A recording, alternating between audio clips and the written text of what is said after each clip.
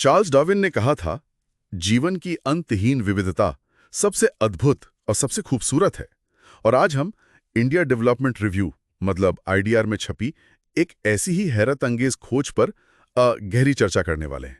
ये खोज वाकई जीवन की जो सीमाएं हम सोचते हैं ना, उनको चुनौती देती है। हाँ बिल्कुल। सोचिए जरा, दुनिया के सबसे वीरान एकदम शुष्क रेगिस्तान जैसे नामीबिया, सऊदी अरब, ओमान, वहां चट्टानों के अंदर क्या हो सकता है? हाँ। वैज्ञानिकों को वहां मिली हैं प्राचीन, बहुत ही महीन सुरंगें, एक पूरा जाल सा। और ये कोई आम भूवैज्ञानिक निशान नहीं है। नहीं, बिल्कुल नहीं। ये सुरंगें मतलब अविश्वसनीय रूप से छोटी हैं, आधा मिलीमीटर से भी कम व्यास के। आधा मिलीमीटर? हाँ, और अंदाजा लगाइए कितनी पुरानी, करीब 10 से 20 लाख साल। बाप रे। और वो भी चूना पत्थर, संगमरमर जैसी कठोर चट्टानों में बड़ी सटीकता से बनी हुई। ये खोज ना सिर्फ जीवन की सहनशीलता पर हमारी समझ को गहरा करती है, बल्कि यूपीएससी की तैयारी करने वालों के लिए भी ये बहुत जरूरी है। अच्छा, कैसे? खास तौर पर पर्यावरण और वो साइंस एंड टेक वाला जो खंड है उसमें, जहां हम चरम वातावरण में जीवन मतलब एक्सट्रीमोफाइल्स, हाँ, एक्सट्रीमोफाइल्स, और ये भूजैविक चक्र, बायोजियोकेमिकल साइकिल्स, इन सब पर बात करते हैं। ये उससे जुड़ता है। सही। तो चलिए इस रहस्य को थोड़ा और खोलते हैं। ये सारी जानकारी, जैसा हमने कहा, भूविज्ञानी सीस पास्चर और उनकी टीम के शोध पर आधारित है। उन्होंने करीब 15 साल पहले नामीबिया में इन्हें देखा था। हाँ, वहीं से शुरुआत हुई। और फिर ओमान और सऊदी अरब में भी वैसी ही सुरंगें मिली। ये अलग अलग जगहों पर इतनी एक जैसी क्यों हैं? यही तो मतलब सबसे दिलचस्प बात है। चाहे वो चूना पत्थर हो या संगमरमर, ये सुरंगें आकार में लगभग एक जैसी हैं। हाँ। और अक्सर एक दूसरे के समानांतर चलती हैं। समानांतर? हाँ। तो पास्चर का तर्क यही है कि भाई ये किसी ज्ञात प्राकृतिक भूवैज्ञानिक प्रक्रिया से तो नहीं बनी लगती। एक संभावना ये हो सकती है कि शायद ये उस जमाने में बनी जब ये इलाके आज जितने शुष्क नहीं थे, शायद थोड़े नम रहे हों। अच्छा, तो उस नमी ने शायद जीवन को पनपने में मदद की हो? हाँ, शायद सूक्ष्म जीवन को। बिल्कुल। और इन सुरंगों के अंदर जो कैल्शियम कार्बोनेट का महीन पाउडर मिला है, उसका क्या मतलब है? क्या वो उन बनाने वालों के निशान है? यहीं पर मामला थोड़ा क्या कहते हैं पेचीदा हो जाता है। ये पाउडर इस बात को तो बल देता है कि शायद किन्हीं सूक्ष्म जीवों ने पोषक तत्व पाने के लिए चट्टान को खोदा होगा, या शायद घोला होगा। घोला होगा एसिड वगैरह से? हाँ, कुछ वैसा ही। लेकिन मजे की बात यह है कि इस तरह का व्यवहार आज तक किसी ज्ञात जीव में देखा नहीं गया है।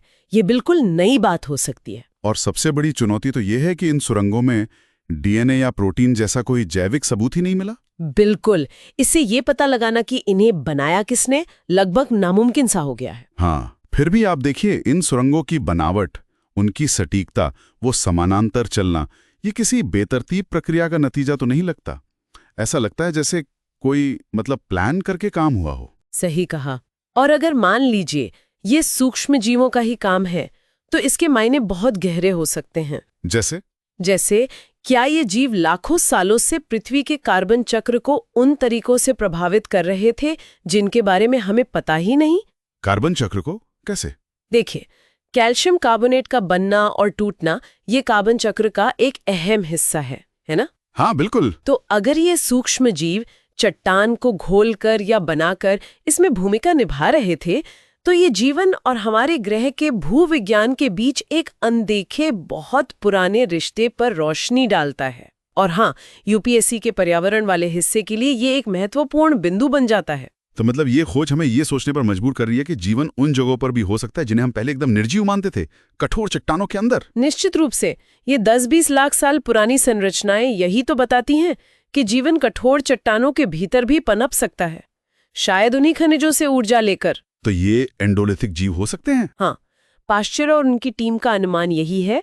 एंडोलिथिक सूक्ष्म जीव मतलब चट्टानों के अंदर रहने वाले जीव।